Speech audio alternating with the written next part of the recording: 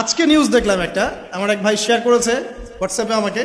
সকালে দেখার পর থেকে আমার গাটা গিনগিন করছে এখন পর্যন্ত, মানে আমি মেলাতে পারছি না সমীকরণ।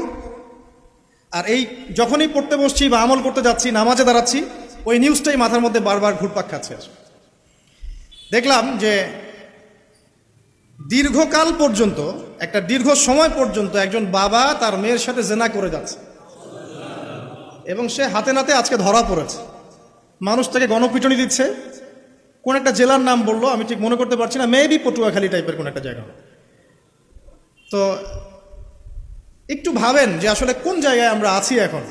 আমরা কি সুস্থ না বিশ্বটা সুস্থ? একজন বাবা কিভাবে একজন মেয়ের সাথে, যুবতী মেয়ের সাথে একটা লম্বা সময় পর্যন্ত শারীরিক সম্পর্ক মেনটেন করতে পারে? আর মিডিয়ার মাধ্যমে যখন এটা মানুষের কাছে প্রচার হচ্ছে, তখন মানুষের মধ্যে একটা চিন্তা আসছে যে আসলে এটাও হতে পারে। এবার কিন্তু এই পাপটা বাড়বে, কারণ মানুষ আগে ভাবতো এটা হতে পারে না, এখন মানুষ জানলো যেটাও হতে পারে। যেমন সমকামিতা, কোরআনে যে সমকামিতার কথা বলা আছে, এই কথাটা কিন্তু সাহাবায়ে কেরাম বলতেন যে আল্লাহ পাক কোরআনে নাজিল না করলে আমরা জানতামই না যে এমন একটা যুগ ছিল যে যুগে ছেলে ছেলের সাথে জেনা করতো, নাউজুবিল্লাহ। আর নবী সাল্লাল্লাহু আলাইহি ওয়াসাল্লাম বলেছেন, আমার উম্মতের মধ্যে আমি ভয় পাই কয়েকটা জিনিস, তার মধ্যে একটা হচ্ছে আমার উম্মত সমকামী হবে। আমার উম্মতের একটা অংশ সমকামিতায় লিপ্ত হবে, যেটা এখনকার ওয়ার্ল্ডের কিন্তু একটা মৌলিক সমস্যা। অলমোস্ট এভরি কান্ট্রিতে এদের সংখ্যা বাড়ছে ডে বাই ডে। দেখবেন 5 ওয়াক্ত নামাজ পড়ছে মাশাআল্লাহ, মসজিদ কমিটির সভাপতি হাজী সাহেব সুদ ছাড়তে পারছে না।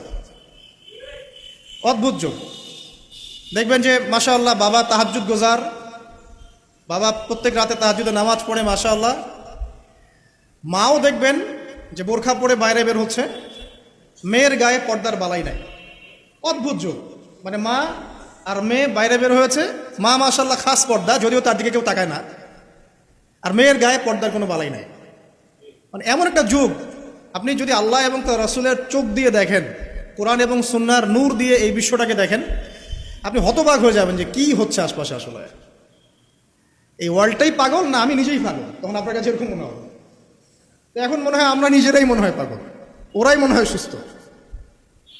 আপনি হয়তো ভাবছেন যে আপনি 5 ওয়াক্ত নামাজ পড়েন মাশাআল্লাহ, রোজা রাখেন, যাকাত দেন, ইসলামিক লাইফ মেনটেন করেন, বাইরের জগৎটাও এমন। আসলে ব্যাপারটা এমন না।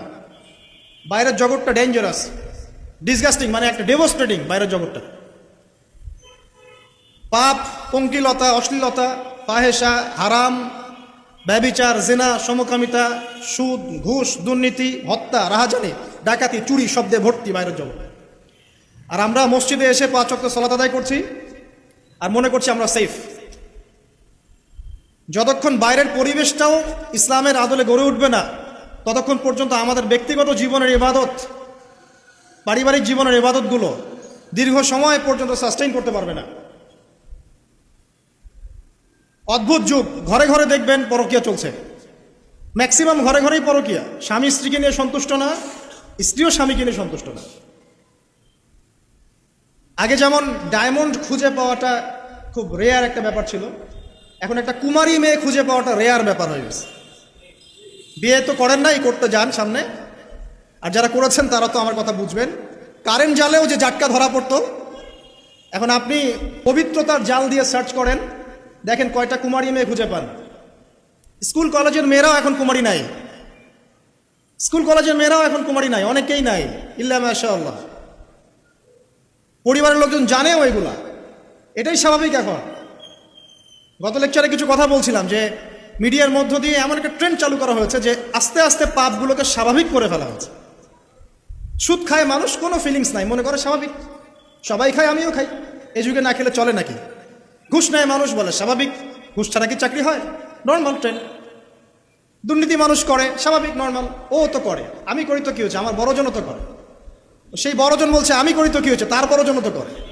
এই করতে করতে টপ টু বটম সব দুর্নীতিবাজ, স্বাভাবিক, নর্মাল, আমরা মেনে নিয়েছি,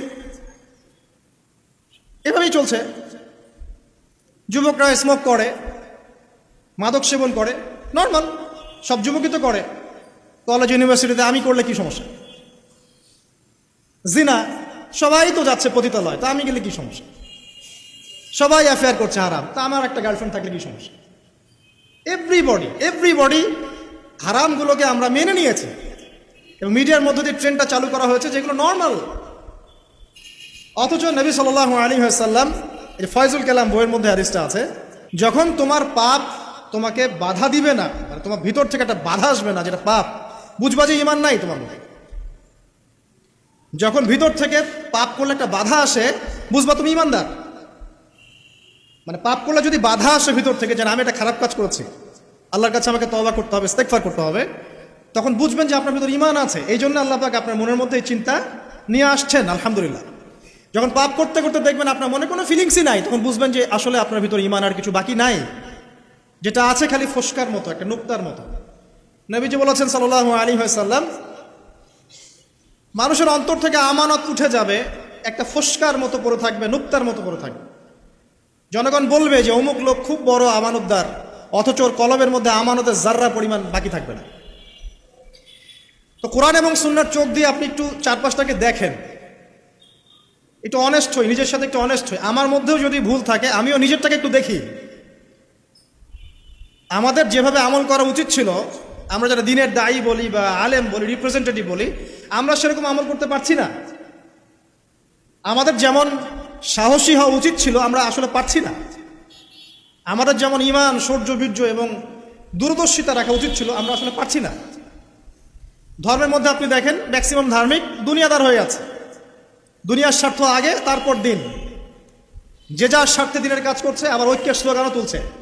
সবাই সবার মতোই দিনের কাজ করছে, আলাদা আলাদাভাবে, আবার সবাই ঐক্যের কথাও বলছে। একজনকে বলেন যে ঠিক আছে আপনারা সবাই মিলে একজন আলেমকে সিলেক্ট করেন যিনি মুসলিমদেরকে লিড দিবেন, দেখেন একজনকে সিলেক্ট করতে পারে কিনা। একদিন বলেছিলাম সবাইকে নিয়ে বসে এক কাপ চা খাওয়ান, দেখেন পারেন কিনা। কিন্তু মুখে কিন্তু সবাই স্লোগান তুলছি যে আল কোরআনের আলো, ঘরে ঘরে জালো, দুনিয়ার মুসলিম এক হও এক হও, কতই না স্লোগান। প্র্যাকটিক্যাল কোনো ইনিশিয়েটিভ নাই আসলে। কিন্তু আপনি অন দ্য আদার হ্যান্ড দেখেন ইসলামের এগেনস্টে যারা থাকে, আসলে কুফার যারা, মোনাফেক যারা, হ্যাঁ, যারা জায়নিস্ট, যারা মিথ্যাবাদী সভ্যতার ধারক বাহক, জালেম, এরা দেখবেন ইউনাইটেড।